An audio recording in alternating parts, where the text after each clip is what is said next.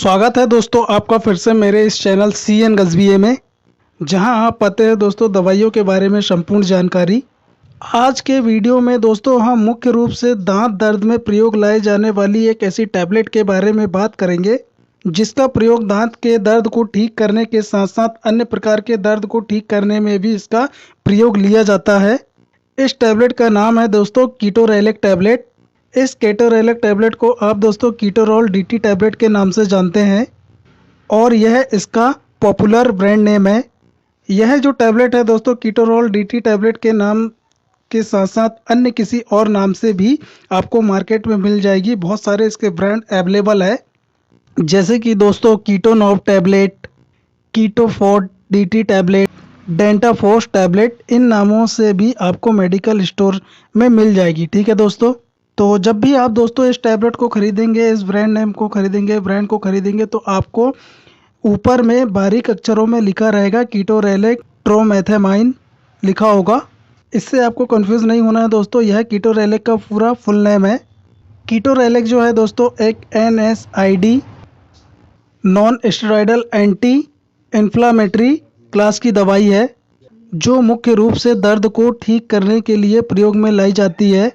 अगर इसके कार्य करने की प्रणाली को समझे तो यह कीटोरेलेक दवा जो है हमारे शरीर में प्रोस्टाग्लैंडिन के सिंथेसिस को रोक देती है।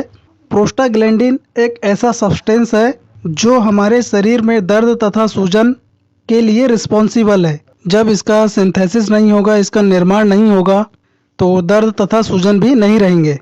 तो यह कीटोरेलेक जो है दोस्तों टैबलेट तथा कैप्सूल दोनों ही फॉर्म में बनाए जाते हैं। साथ ही साथ यह मॉडरेट टू सीवियर पेन के लिए ही उपयोग में लिए जाते हैं। किन किन दर्द को ठीक करने के लिए इसका उपयोग किया जाता है उसको भी हम जान लेते हैं। इसका उपयोग जो है दोस्तों मुख्य रूप से डेंटिस्ट डॉक्टर के द्वारा इसका उपयोग लिया जाता है। जब व्यक्ति को दांत दर्द होता है, जब सामान्य दर्द होता है दांत में, तो उस कोई भी पेन किलर लेकर उस दर्द को ठीक कर लिया जाता है। लेकिन जब उससे दर्द ठीक नहीं होता है तो उस समय डॉक्टर के द्वारा कीटोरेलेक टैबलेट एडवाइस की जाती है। यह कीटोरेलेक जो टैबलेट है दोस्तों, यह टैबलेट को आप किसी अन्य प्रकार की पेन किलर या फिर इसे सिंगल फॉर्म में भी दे सकते हैं। आपको ध्यान रखना है दोस्तों, यदि आपका दांत दर्द जो है कम हो गया है, बंद हो गया है, तो आप कीटोरेलेक टैबलेट ना ले।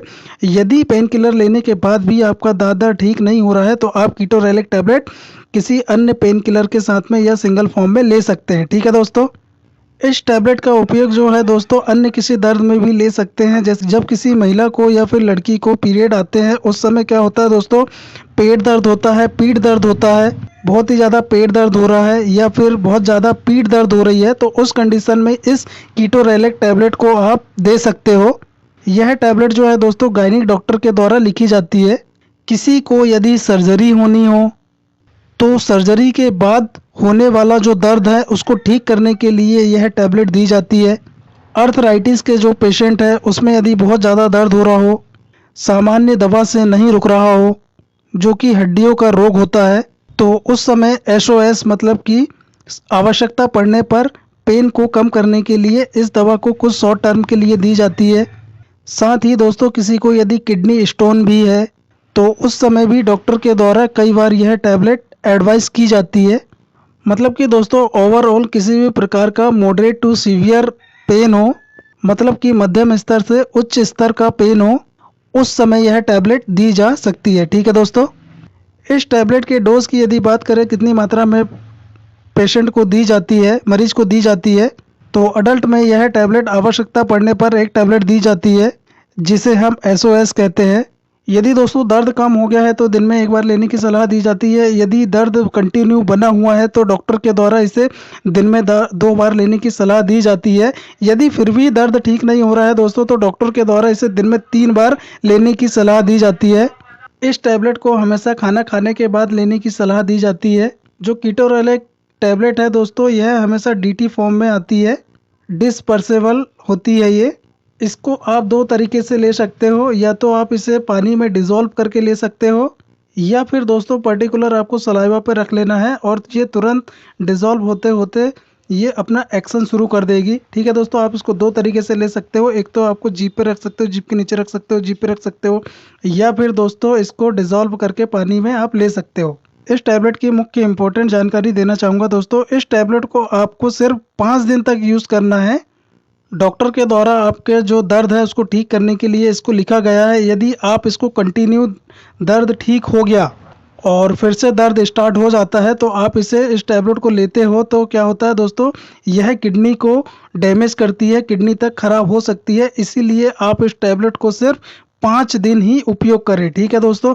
कंटिन्यू इस टैबलेट का उपयोग नहीं करना है आपको। बात करेंगे दोस्तों इसके साइड इफ़ेक्ट के बारे में। पेट में अपसेट सा महसूस हो सकता है, जीआई इरिटेशन हो सकता है, गैस बन सकती है, नोज़िया वॉमिटिंग हो सकता है, कॉन्स्टिपेशन हो सकता है, डायरिया हो सकता है, व्यक्ति को चक्कर आ सकता है, सिर भी चकरा सकता है। यह सामान्य लक्षण है दोस्तों। यह जो है दोस्तों सामान्य साइड इफ़ेक्ट है। सीवियर साइड इफ़ेक्ट में क्या है दोस्तों, व्यक्ति का जो है बीपी हाई हो सकता है, ब्लड प्रेशर जो है हाई हो सकता है, बीपी बढ़ सकता है। इस तरह के जो है साइड इफ़ेक्ट देखने को मिलते हैं। अगर दोस्तों ये साइड इफ़ेक्ट या फिर इसके अलावा अन्य किसी प्रकार के साइड इफ़ेक्ट आपको देखने को मिल रहे हैं, तुरंत ही दवा को लेना बंद कर दें तथा नज़दीकी अस्पताल में मिलें, ठीक है दोस्तों। अब वीडियो के लास्ट में जान लेते हैं दोस्तों कि कौन कौन व्यक्ति इस टैबलेट का उपयोग नहीं कर सकता है, नहीं ले सकता है। वह व्यक्ति दोस्तों जिनको पेप्टिक अल्सर हुआ है, या फिर पेट में छाले हो रखे हैं, या फिर जीआई ब्लीडिंग हो रही हो, मतलब कि पेट में कहीं पर भी ब्लीडिंग हो रही हो, वह नहीं ले सकते हैं। साथ ही किसी को कोगुलेंट मेडिसिन चल रही है जो रक्त को, जो ब्लड का धक्का है उसको जमाने में प्रयोग ली जाती है, वह नहीं ले सकता है।